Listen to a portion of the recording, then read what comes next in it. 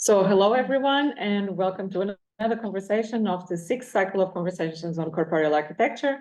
My name is Maria da Piedade Ferreira, and today I am very happy and honored to introduce you to Carla Collevecchio. A lecturer in architectural design at the Umeå School of Architecture at Umeå University in Sweden since 2016. Carla is coordinator of the Design Studio Fundamentals for the first year in the bachelor program. Her teaching characterizes for interdisciplinary approach based on artistic, technical, and conceptual explorations, where thinking with the hand and through the body translates into learning by making. Her research focuses on investigating artistic practices where the human body is a tool for spatial knowledge production to translate practice into theory, informing architectural design. Carla, thank you so much for accepting this invitation and to sharing your work with us today. Yes, thank you. Thank you, Maria, for inviting me. So then I'll share, right? I'll start. Okay. Okay. Do you see my screen? Yes, we can see it. Perfect. So I will just give it a try. Yes.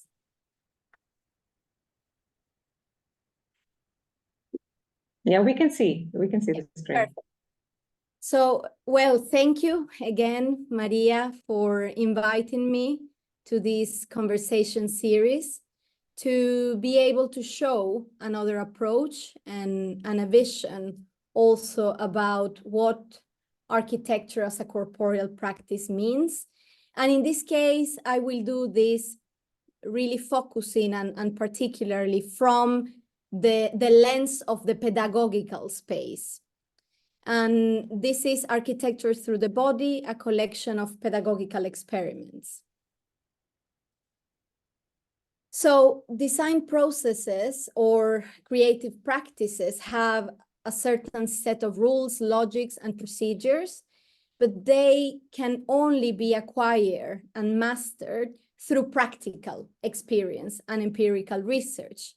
So architecture through the body is the main pedagogical strategy that articulates and guides the learning process of architectural design during the first year of education at Umeå School of Architecture in Sweden.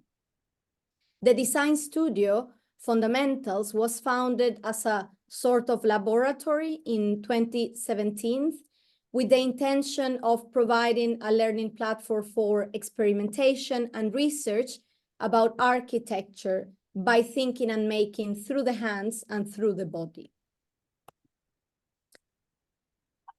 A scaffolding is a temporary system that gives order and shape to the structure while being assembled, disappearing over time, but leaving the footprint on the built form.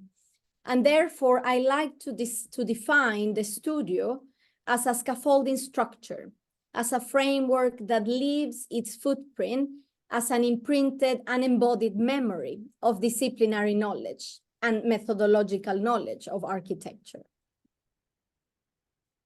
The studio has mainly been grounded upon two key concepts that have enabled me to build both the pedagogical strategy and also the ethos that drives the studio exploration, which are thinking through the body and thinking through the hand. In traditional practices and in many other introductory courses of architecture, it's quite common to see the beginning of the education maybe with case studies, with technical problem solving, with a more programmatic approach, or even a hardcore skill-based training. But here in this studio, we implement and explore a less traditional or non-traditional methodology to initiate this journey, starting with the bodies, with our own bodies, by drawing, deconstructing and abstracting them, by experimenting in multiple ways from 2D to 3D or from 3D to 2D, by performing, by crafting and iterating through modeling, and by reading the world in this with this particular lens of the embodied experience. And this approach revisits some of the radical pedagogical models from early modernity. Both the Buchthemas and the Bauhaus propedeutic courses have influenced, of course, quite a lot in this new experiment. And the important thing here is how they shifted in that moment, the paradigm of architectural education, looking at architecture as an interdisciplinary field, combining with other disciplines and forms, redefining also the explorative dimension. So the main pedagogical objective of Fundamental Studio is not only to teach an artistic or technical skill set, but rather to formulate a new way to explore, a new way to think about architecture, as well as to cultivate also a new attitude towards what architecture is or what architecture could be, and of course, specifically as a corporeal practice. The body is more than an initial tool for us. It's not only a way to trigger the idea, but it really becomes a central notion, an instrument and a mechanism to explore space in multiple scales, in multiple ways, changing material, method, formats, and so on. And thinking through the body means activating the senses beyond the visual towards a total perception, becoming aware of the weight, the position, and the action of the body in relation to the surroundings, as well as its own composition. Learning by making is embedded in any type of craftsmanship or creative or design processes. It is through the hand that the artisan can master material and technique and translate an idea into concrete. And the hands act as a tool that move between matter and thought and between idea and execution. So thinking through the hands means thinking through the material, understanding its properties, translating ideas into matter, concepts into process, invisible into visible, revealing that thinking and making happen simultaneously.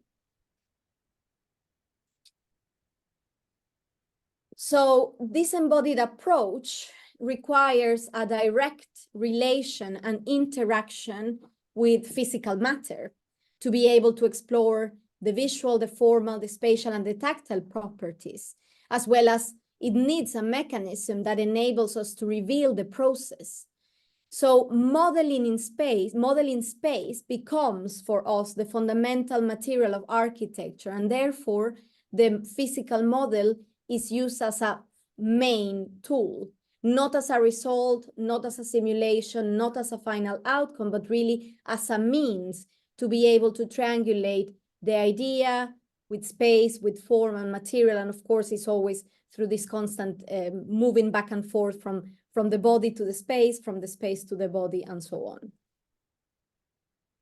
So the theme of the studio, architecture through the body, unfolds alternative ways to think about architecture, dealing with its fundamental elements that we have defined as body and space is one, matter and gravity and light, revealing new potentials about the discipline, where we want to think about architecture as a performative discipline, architecture as a practice of embodiment, and architecture as a process and as a method. And therefore, the investigation moves in between three main lines: the configuration of space from the exploration of the human body as a thinking device, the construction of space through the articulation of movement and material, and the architectural process as embodied, iterative, and generative method. The structure of the studio is defined by a series of experiments that act as didactic devices, highly prescriptive, but also highly open to interpretation, that reveal the pedagogy of its making. And the process is structured as a continuous but non-linear, and the exercises that we see as experiments are independent, but interconnected, building always this progressive development on architectural design. So within the notion of laboratory, that is also another analogy we like to use, the experiments are designed as a systematic collection of multiple activities or tasks, and they vary from conceptual, embodied, formal, material, and spatial explorations that iterate and multiply every time an idea is crafted through an analog research process. So everything is based on analog investigation and making. So we have this sort of pedagogical chronology where the series of experiments, as I said, they are independent, but they are connecting and sort of evolving in a way. And they move from the body analysis, for example, to the geometrical synthesis, from tactile experimentation to formal translation, or from corporeal experience to spatial narratives. We focus, this is a line or a chronology of a full year, but it's mainly four blocks each semester, so to say, in practical terms. So we try to focus in the first semester, which are the first four, let's say, assignments. We focus on the space from its interiority, and it's all in relation to body. It's body that generates space, and then that space materializes and then relates back to the body. Whereas in the second part, which are the four following experiments, we investigate the relations with the landscape. So we try to use the threshold as a tool, and again we start from the body as an element that filters, as a lens that enables us to see and read the landscape, to be able to design on that landscape. And then is again back and forth, this relation, body space, body landscape. But this is the chronology of these experiments I'm talking about. And within this complex and quite entangled relation between thinking and making, and as being maybe the same thing or still being different from each other, or between method and skill, the essence of the process always begins with the formulation and the construction of an idea. And therefore, the learning of a new language with its own grammar, its own vocabulary, and its own poetics. So a lexicon is introduced as a tool for thinking and articulating ideas. And the lexicon for us is a collection of words, concepts, tools, techniques, methods, references, images, examples, and more that unfolds throughout the year, expanding the learning process of architectural thinking from an embodied perspective. The studio explores with multiple design methods to guide the process in exploration, representation, and communication. The method for us defines the how to think, how to design, how to translate ideas, how to materialize a concept. And we move from observation methods on how to see, to read, to listen, to representation methods on how to draw, to map, to analyze and synthesize, to explorative methods for how to craft, to make, to assemble, etc. And methods for visual, embodied, and material experimentation in architecture enable the students to develop a new way of thinking, to design and to develop an architectural process. Some of the methods we explore are performance as one-to-one spatial analysis, decomposing and recomposing as analysis, synthesis, relationship, model as a design tool, with material agency, tectonic and stereotomic as material procedures, layering, diagramming, and mapping phenomena, prototyping as material experimentation in relation to the body, and documentation as an architectural process, again, in relation to the body.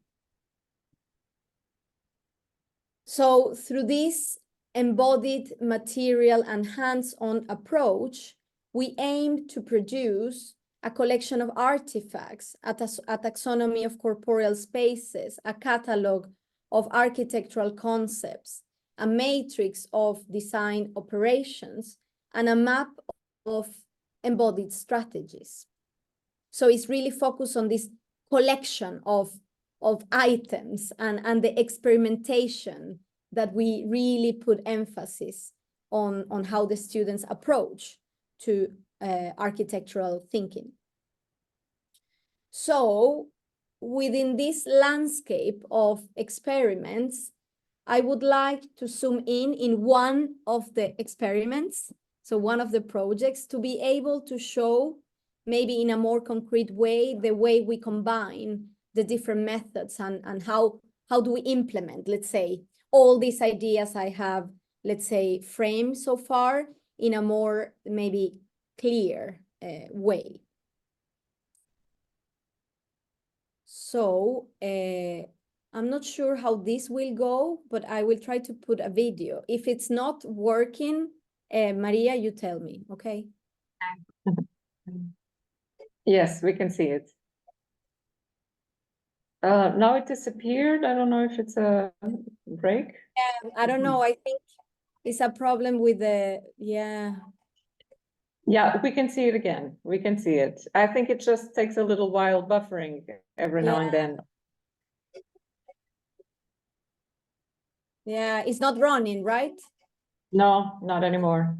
Okay, yeah. Well, I can share with you this later on, or maybe I can try to show it at the end, because I always struggle with the videos on the presentation format with Zoom. So yes, there's a lag always when it's a presentation with Zoom. There's a lag when the video is transmitted. Yeah, so maybe I'll try to show it at the end if there is time. So I will just continue. This was a way to introduce in a more bodily approach what we do, Yes. but of course I'll try to then show it later. Yeah, okay. I'll just continue, pull through. We could see a few little fragments, so we could see a few figures in motion. Yeah, exactly.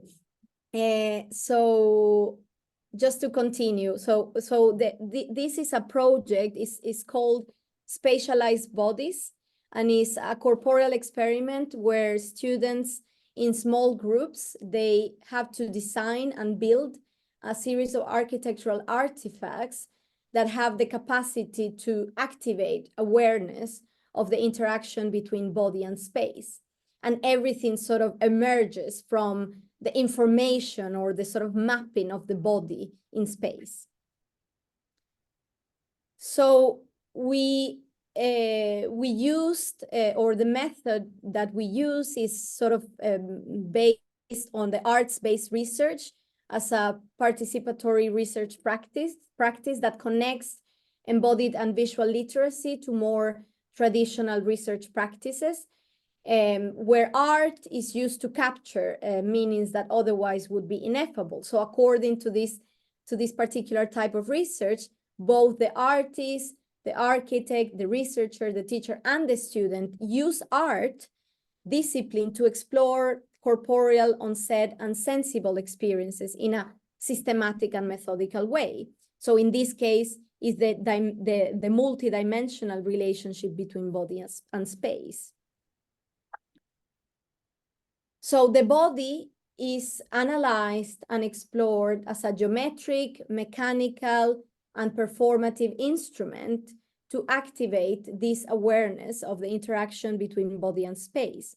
This is an interdisciplinary exploration that reveals how body, space, and movement relate to each other.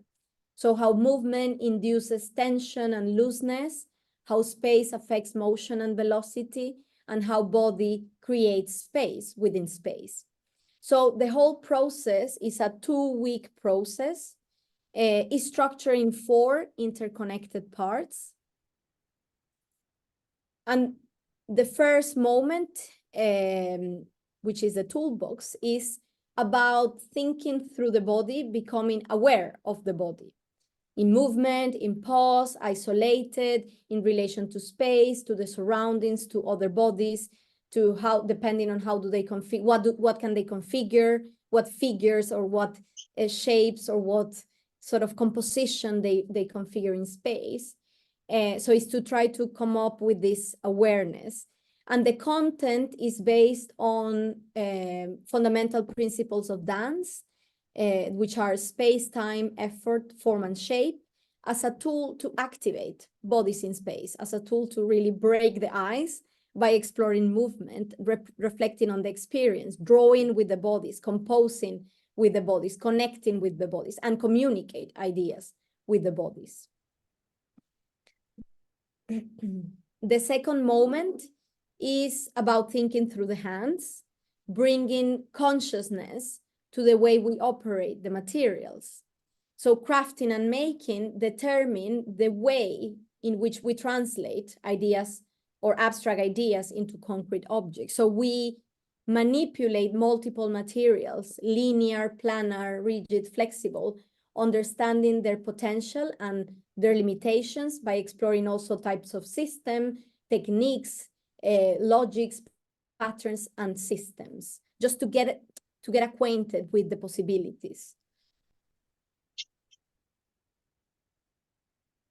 The documentation phase goes deep into the exploration of body movements under different physical conditions. We have explored, for example, just to give an example, this idea of exploring, let's say, a kind of a sideless condition, a side-specific condition, and then a side tracing condition, which is you are to, let's say, become part of the side with the body. And these are just variations within this project that we've been doing for many years. The body in motion, therefore, is documented thoroughly using photography as a tool to decompose and to register the successive phases of the sequence, like an analog stop motion system, like a stop motion system, like a chronophotography from Muybridge. In this phase, simple movements are consciously selected, tested, and defined as an initial choreography. Okay. So the Muybridge sequence is the way we document. And this process is repeated several times according to each condition and number of bodies in the scene. So we also like to play with this idea of one body in space, 2 bodies, 3 bodies, 4 bodies, depending also on the size of the groups we are working with, but to really sort of explore the variation in context. How does that allow to change the focus from a decontextualized body to a more concrete location? And also the initial choreography is also reconsidered, and they start to relate to the relationship with the environment. How does that influence if it's depending on the space they are working with? So a dialogue starts there. So based on the collected data and using geometry as a tool for abstraction, the analytical process begins. And the aim in this moment is to try to blur let's say, the outline or the body figure, to really explore beyond that, to look at the invisible geometry of the body, to look at hidden forces, alignments, directions, volume, boundaries, connections, interactions, and so forth. And moreover, each frame is overlaid with tracing paper and analyzed through geometrical drawing to discover different elements of composition: axes, boundaries, directions, extensions, rotations, articulations, projections, and more. So we use again the layer as a tool for investigating different ways to compose and also different systems. And the idea is to analyze progressively the different conditions. So from the kind of collective mapping of images they have, they start to select the ones they will analyze in this level of detail, to try to discover if there are patterns, if there are similarities, to come up with, let's say, okay, this is the one we are going to continue evolving. So the synthesis focuses on designing, prototyping, and performing the architectural artifact, as we call it. And this process begins by translating a selection of the two-dimensional traces into three-dimensional objects, using metal wire as a tool to visualize geometry in space. So to start really materializing the volume, to see the three-dimensionality of it. So after this kind of layering process and drawing process, we go back to, let's say, to the body in a certain way. So based on the wireframe volumes and using a doll that simulates the basic structure of a human body, we introduce scale, materiality, and constructive thinking. So the model is used just as a quick test to explore notions of system, modularity, articulation, and transformation. So it's really a mock-up, a very quick mock-up to be able to translate the abstract wires into what it could be in relation to the body, to then continue to translate. So based on the mock-up doll, which is generally 1 to 10 in scale, 1 to 10, students are capable to extrapolate these learnings and define a strategy for making a structure in 1 to 1 that then adapts or is informed by their own bodies. So the exploration to synthesize, to see it in a one, let's say, chronological map evolves from mapping the body movements through photography, to tracing the invisible forces and using geometry as a tool, to translate in volume using wire as a tool, again, to prototyping and sort of making these mock-up systems, to then surveying on site, to then execute and perform. So it is a progressive and consecutive process where the relation between steps is never a literal translation, it's always a flexible methodology open for interpretation. So, well, here I have 2 quick videos. Maybe they are busy, they are possible to be, yeah? Yes, we can see. Perfect.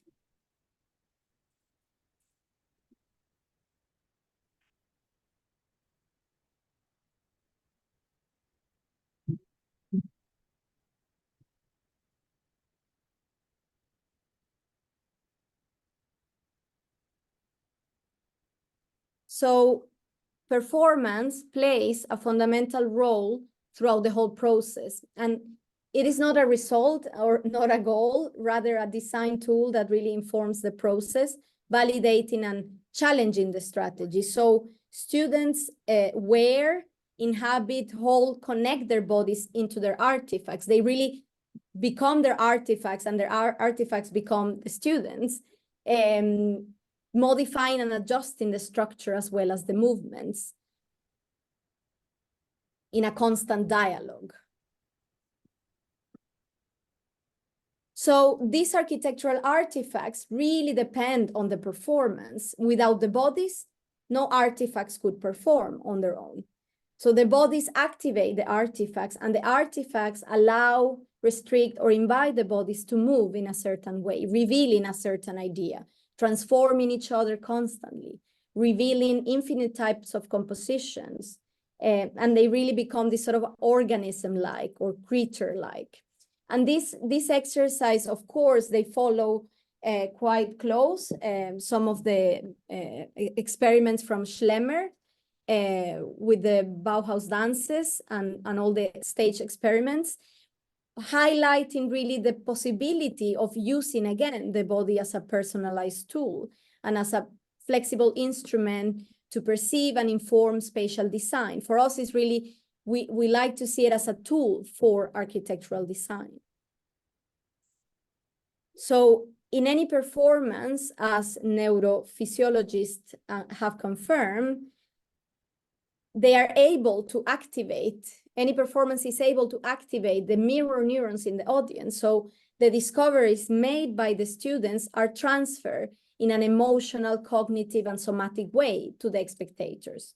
Therefore, the use of the performance and dance as the core of the arts-based research method really enhances the use of the body as a lens to capture the phenomena for the participants. And it is spatially, in this case, appropriate in the educational or the pedagogical dimension we are using it.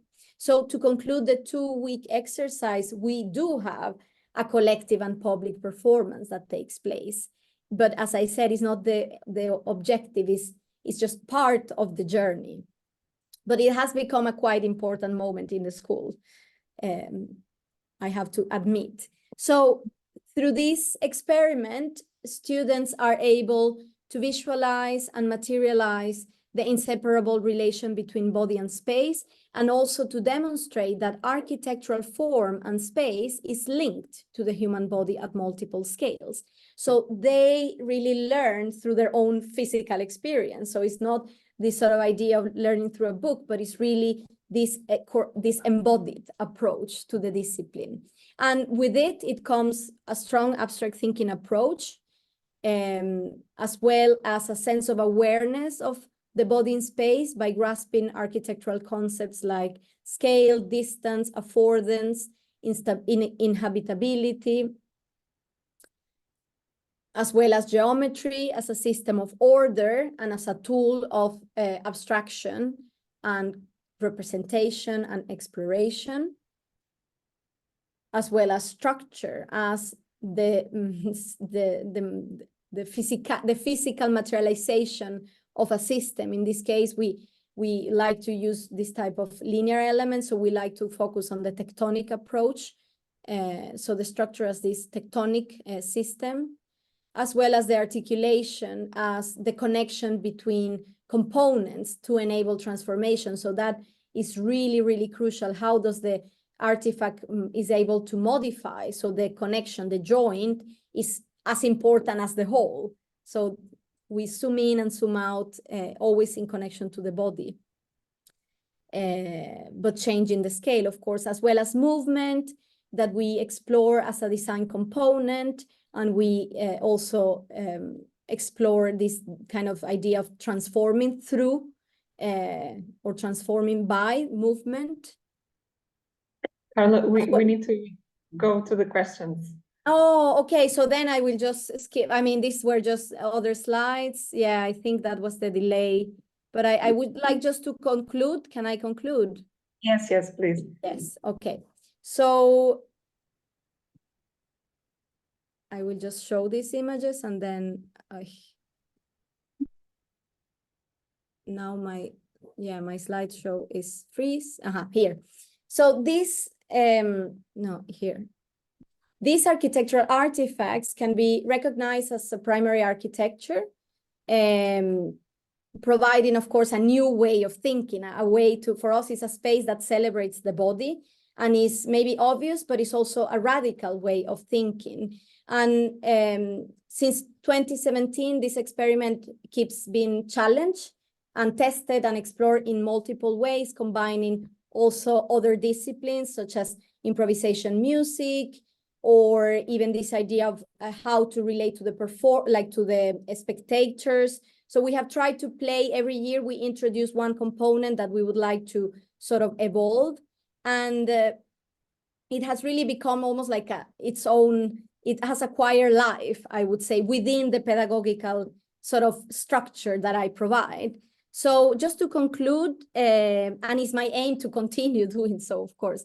So the pedagogical experiment is, for me, is the studio, and it really focuses on exploring the potential of embodied experience as a tool for architectural design, as well as to demonstrate that pedagogy of architecture is architecture itself. It's a process with material agency, intellectual and embodied practice. So architecture through the body intends to expand the boundaries as a sort of the paradigm of the architectural discipline, of course, in this case, within the educational field, but it really tries to invite everyone to think about architecture as a performative practice, as a practice of embodiment, and as a process and method. Thank you. Thank you. So Carla, thank you so much for this really enriching and beautiful and inspiring presentation. The universe has brought us together because, of course, we have so much in common. it feels like we have been in some other parallel universe already been working together, chasing the same idea. So of course this moment would have to happen, and I'm very, very happy. It's the first time that we talk, but it feels like we already know for a long time, because we are exploring with very similar things. So I think this was a wonderful contribution here also for our class, because it's also each teacher also has their own way of addressing similar topics. So of course, like the similar songs are not sang the same way by the same people, or each one of us has their own way of interpreting things. And of course, you have your own sensibility, your own approach. And I'm very glad to have learned from you and your explorations. We don't have too much time, and I don't want to monopolize the time of all the questions, because here people in the audience, virtual audience, who have questions for sure, and also here in the classroom. So I will just start with one question that has to do, because you mentioned specifically this kind of how to work with the body, also using the body's own repertoire of movement. Each one of us is constantly acquiring skills. We also lose skills over time, and we have skills that we have not developed. And one of the aspects that you mentioned in your pedagogical approach is exactly this development of the awareness. So what is, for example, the biggest challenge that you have with students who might not be very tuned to their bodies? Because this is something that can happen due to different things. We have different capabilities. There are some of us who also have disabilities or neurodiversity, or who might experience fluctuations over time. So working with the body, and I know it also from my own experience, can be also a very sensitive topic, because we are dealing with all the memories, experiences, and also sometimes limits that each body has. So how do you deal with these constraints or with these challenges in your work? Well, I think it is a challenge. I believe that because we also work with students in the first year, I think we have the privilege of having students that are coming completely fresh, completely new, completely open to try. So I think doing this, I believe, in the first year is an advantage, because I think it brings this sort of, attitude of wanting to try and being ready for trying whatever it comes. So I think that is one aspect. Then what we do specifically for this project that happens actually quite in the early development of the year, it is, let's say, their second experiment. What we do is that we have these movement workshops, sessions, where we invite an expert from the field, like it's either a dancer or a choreographer, and we spend maybe a full day or maybe even 2 days having these sessions where they do exercises with their body. So I think those sessions enable this sort of entering into a more comfortable space for them. So I think that has been a quite good tool. I remember the first years we did this project, maybe we had like one workshop for everyone, and then we have started to give more time and more attention, and maybe we also do them in smaller groups and in a different space, so that they feel safe, they feel prepared for trying. So I think, and I think having choreographers, having dancers that come and work with us in this experiment, that has been key. And we also have one more thing, which is the first exercise we do during the first year is also a body exercise, but they have to draw their own bodies in a huge canvas of 3x3. And I think that is a quite nice preparatory moment for reconnecting with your body, to maybe if there is this sort of insecurity, or if there is this sort of maybe particular experience, that moment where they are drawing their bodies and they are just composing geometries, and we introduce so many design tools and technicalities there, but we use the body as an excuse. And I think it really becomes a very beautiful collective experiment, because we feel the whole floor of the whole building, of the whole campus, with our students drawing themselves and then working with it for 2 weeks. So I think we combine these different things to try to let's say, overcome any difficulties when relating to your own body, and sort of develop a more secure attitude towards, and also to be confident to work with it. Yeah. That's wonderful, because I think that also one of the great potentials of doing this kind of work is exactly that. Specifically, you showed these objects, these kind of mediating objects, like the body extensions, that the possibility of the students of creating and performing with these objects is also a way to construct a dialogue also with their own bodies, and also not just to trying to perform something right, but trying to investigate the possibilities that come when we add something to the body. And in a way, we do this in the everyday. It could be one of these body extensions, but it could be a backpack, or it could be a bicycle, or it could be a chair, or any of the things we interact with. What is so beautiful about the work you're doing is exactly that the students have an opportunity to focus on the embodied form that these relationships have. And also, exactly as also you were mentioning, taking the opportunity of doing these exercises to bring awareness to the processes that are already happening. So very, very beautiful work. So I will make just one more question before I give the ball here to the room. How did you start with this? So did you have a background as a dancer? Or did you have a terrible corporeal experience that brought you back to your body? What happened? How did you get here? That's a good question. Actually, I don't have any traumatic experience. I am not a dancer. I think it might have been one of these things, like frustrated things that I never did in my life, to really go full with like gymnastics or dance. That maybe I wanted to become like I wanted to be a gymnast when I was a kid, and then I didn't, and I couldn't, and then I was too old for it, but it stayed there as an interest like this. And then when I was studying in the university, then I discovered yoga, and I became so obsessed that then I could do handstands, and I could do everything that I couldn't do as a kid. So I think I've been always quite close to this exploration of the body through the body, and I love this type of corporeal practices. And then I had the chance when I came to Sweden, when I moved to Sweden for work, to work in this particular school 8 years ago, I had the opportunity, like, would you like to teach the first years? That was the invitation from the director at the time. And then I said, okay, but can I do it my way? And then she said, yes, of course. And then I just took the parameters that were on the course syllabi that were quite generic.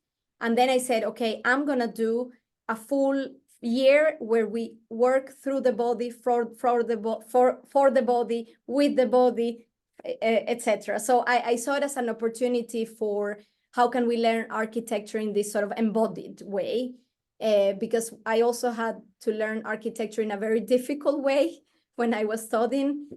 So in this very abstract and detached, and it was never about how it felt. It was never about how it was about to experience. It was always about how it looked. So I just found that like things maybe connected, articulated in me, in my head. And I said, this is the opportunity. And then I came up with this.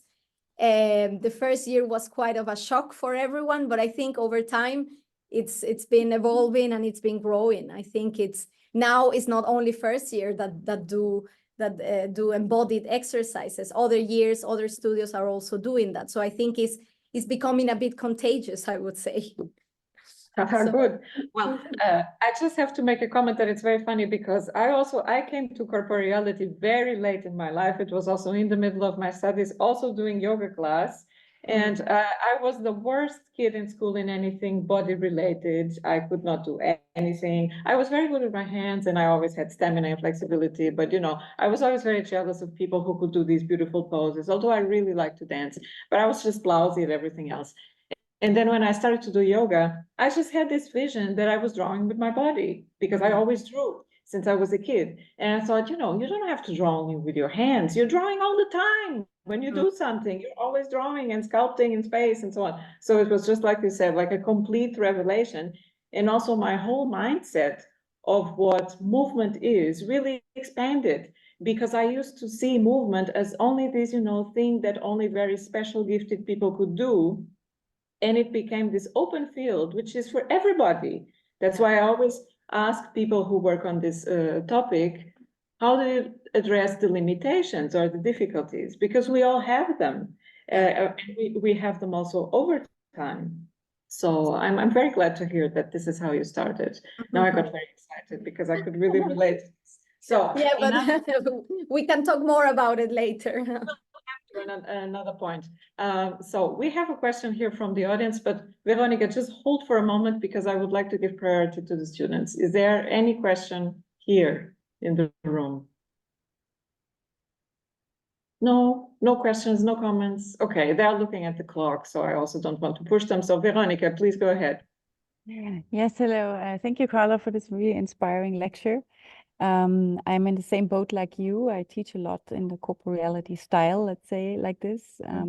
While having started a bit earlier, like I studied dance and architecture in the same time. So for me, that's the natural way to understand things.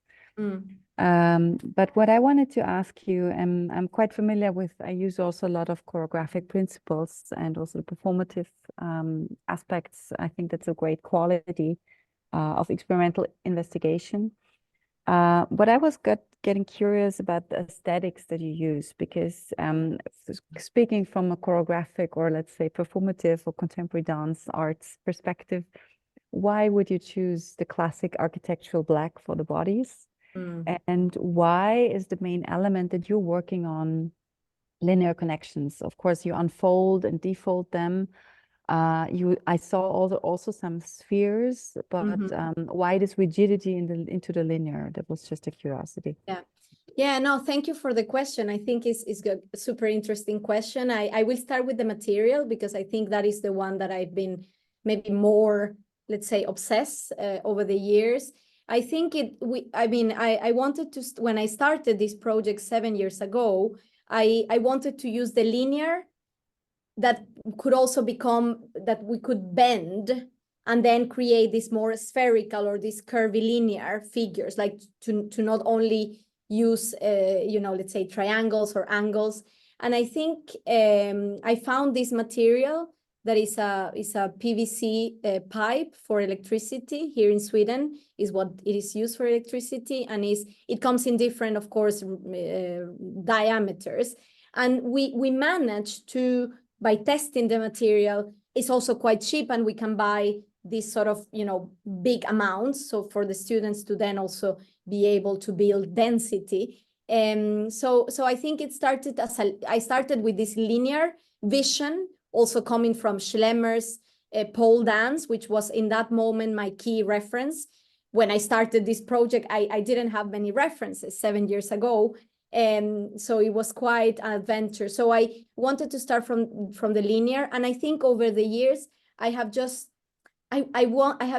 been wanting to push the material until the limits, until it really becomes exhaustive. There was 1 year we introduced, besides the pipe as a sort of more structural element, we used paper, that is also paper for construction.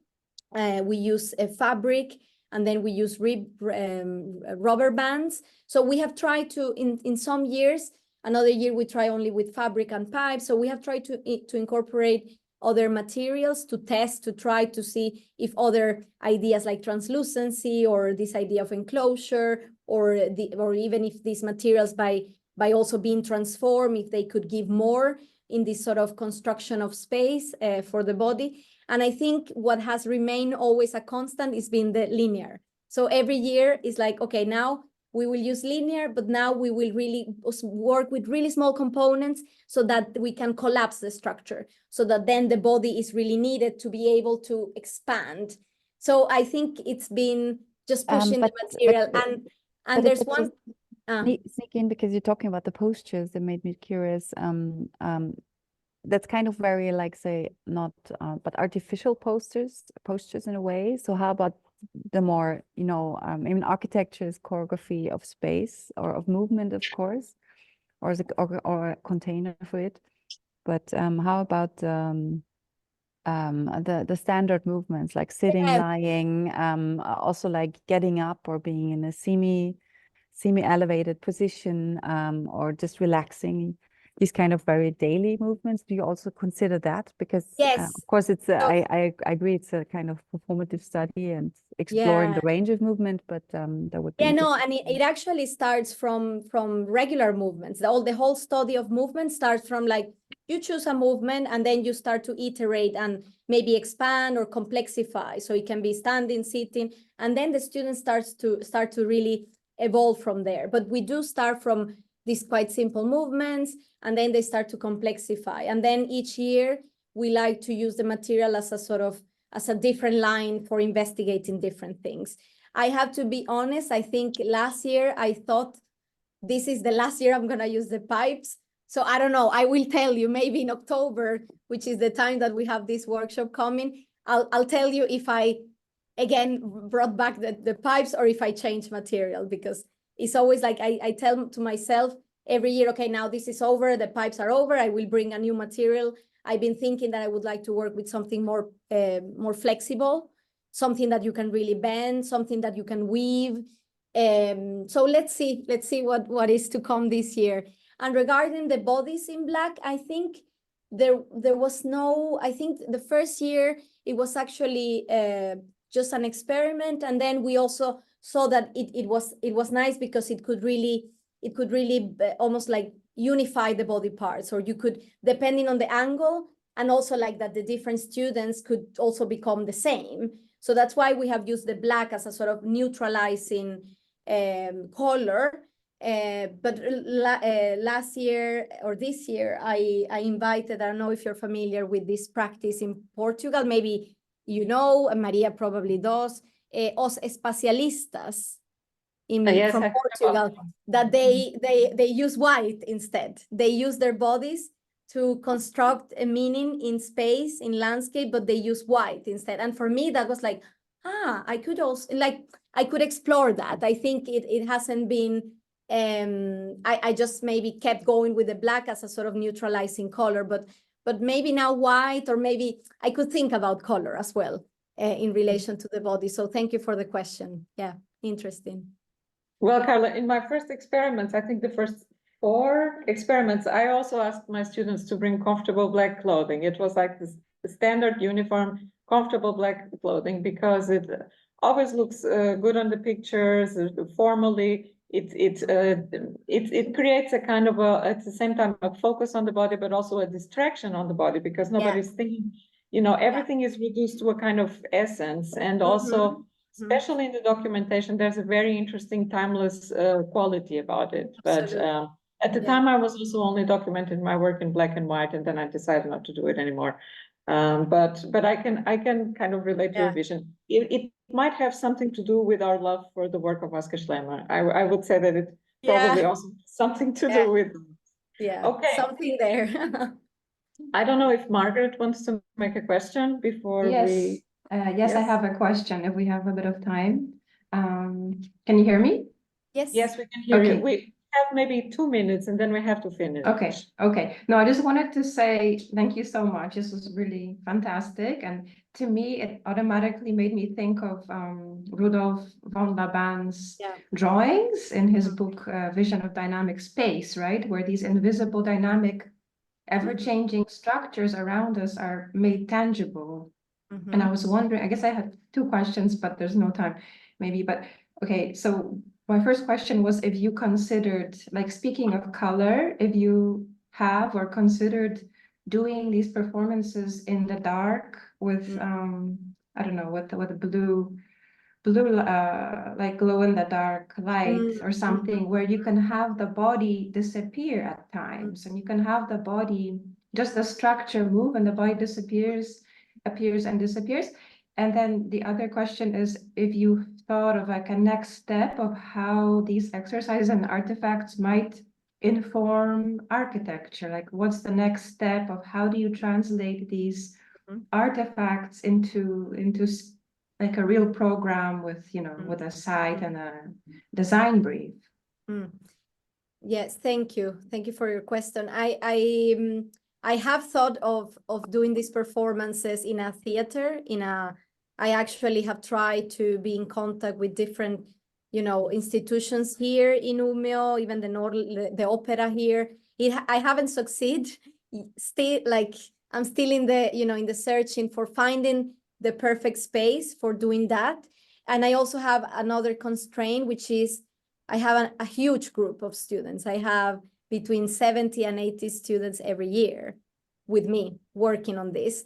So I think it hasn't been, so far, I haven't been able to get out of the building. We did one year, we did it outside, but then the rest we've been using the building in many different ways, testing, inverting, occupying all the spaces, using the stair. I mean, it's been a quite explorative, but I would like to explore this in a sort of proper, let's say, black box space, to even try what you're saying, this idea of even, disappearing the body, using light, using mirrors, using other devices to enhance the experience or to discover new things.